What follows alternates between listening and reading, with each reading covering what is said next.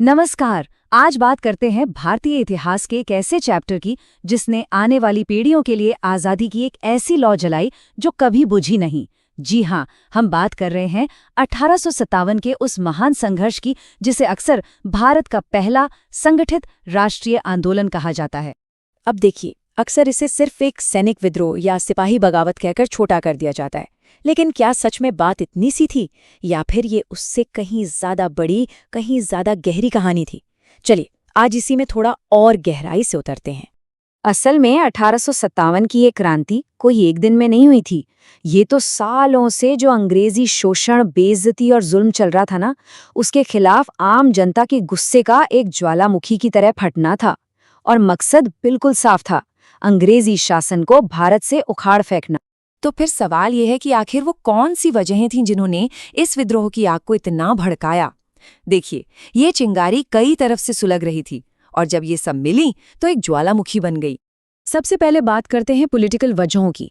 Lord Dalhousie की हड़प नीति तो जैसे एक जहर की तरफ फैल रही थी।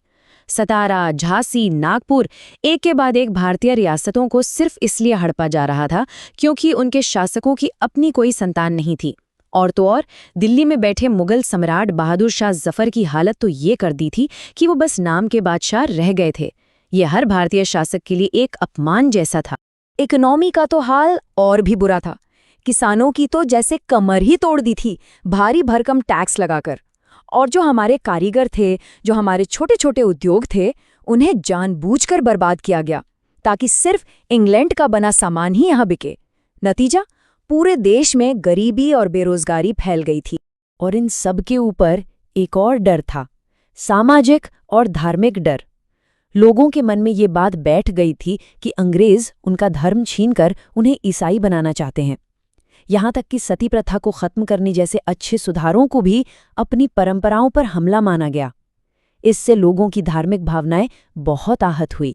और देखिए कमाल की बात, अंग्रेजी राज की जो रीढ़ की हड्डी थी यानी सेना, उसी के अंदर असंतोष का लावा उबल रहा था। भारतीय सिपाहियों के साथ हर कदम पर भेदभाव होता था, वेतन भी कम, सुविधाएं भी खराब। ऊपर से ये डर कि अगर उन्हें समुद्र पार भेजा गया तो उनका धर्म और जाति दोनों भ्रष्ट हो जाएंगे।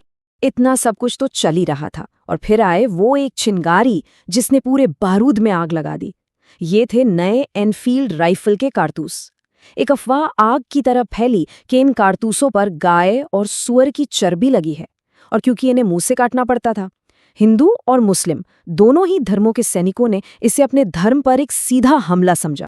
बस इसी कारतूस वाले मामले के बाद जो चिंगारी भड़की ना, वो देखते ही देखते एक बड़ी आग बन गई।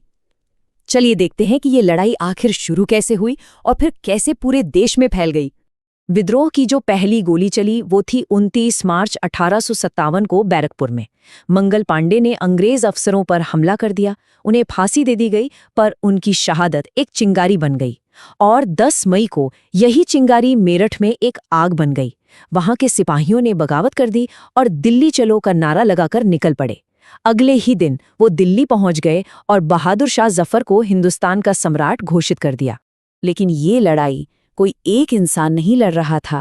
हिंदुस्तान के कोने कोने से कई हीरो और हीरोइन निकलकर सामने आए जिन्होंने इस जंग की कमान संभाली। दिल्ली में इस पूरे विद्रोह का चेहरा बने बूढ़े हो चुके मुगल बादशाह बहादुर शाह जफर। माना कि उनकी तलवार में अब वो ताकत नहीं थी, लेकिन उनके नाम में आज भी पूरे हिंदुस्तान को एक साथ जोड़ने की हिम्मत थी। अफसोस, अंग्रेजों ने उन्हें पकड़कर रंगून भेज दिया, जहां गुमनामी में ही उनका देहांत हो। और फिर थीं झांसी की रानी लक्ष्मीबाई, जिनकी कहानी सीधे सीधे उसी हड़प नीति से जुड़ी थी जिसके बारे में हमने अभी बात की।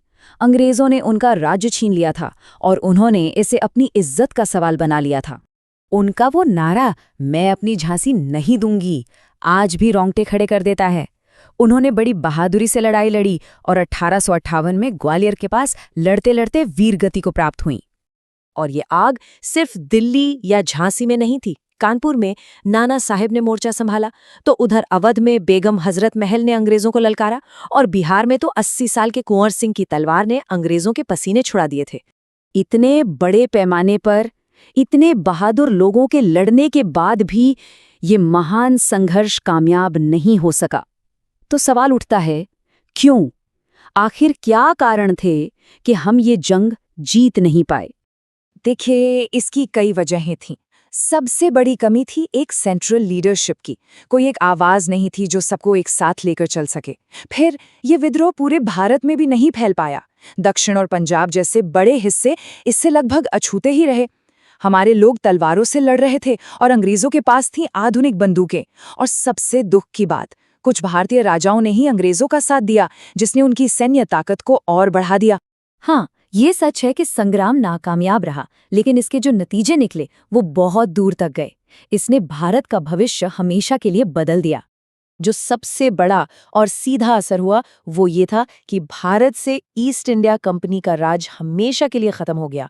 1858 में एक कानून पास हुआ और भारत का शासन सीधे ब्रिटेन की महारानी यानी ब्रिटिश क्राउन के कंट्रोल में चला गया। ये एक बहुत बहुत बड़ा बदलाव था। इस विद्रोह ने सिर्फ कंपनी राज ही खत्म नहीं किया, सदियों से चला आ रहा मुगल साम्राज्य भी हमेशा के लिए इतिहास बन गया। अंग्रेजों में भी सबक सीखा और अपनी फौज को बदला, जिसमें भारतीय सैनिकों की संख्या कम कर दी गई। लेकिन इसी हार से एक बहुत बड़ी सीख मिली। पहली बार पूरे देश में एक नेशनल फीलिंग जागी, जिसने आगे चलकर कांग्रेस की स्थापना और आज़ादी के आंदोलन की नींव रखी। तो साफ है, 1857 की हार के बावजूद ये लड़ाई बेकार नहीं गई। ये आने वाले हर आज़ादी के आंदोलन के लिए एक इंस्पिरेशन, एक प्रेरणा बन गई। और इसीलिए 1857 के इस संग्राम को हम भारत के स्वतंत्रता संग्राम की नींव मानते हैं। इसने हमें सिखाया कि एकता में कितनी ताकत है और आज़ादी का मतलब क्या होता है। यही वो चिंगारी थी जो 90 साल बाद 1947 में आज़ादी की मशाल बनी। और अब जाते जाते एक सवाल आपके लिए। जरा सोचिएगा, अगर 1857 का वो संघर्ष कामयाब हो जाता तो आज हमारे देश का नक्शा और उसकी तकदीर कैसी होती? इस पर विचार जरूर कीजिएगा।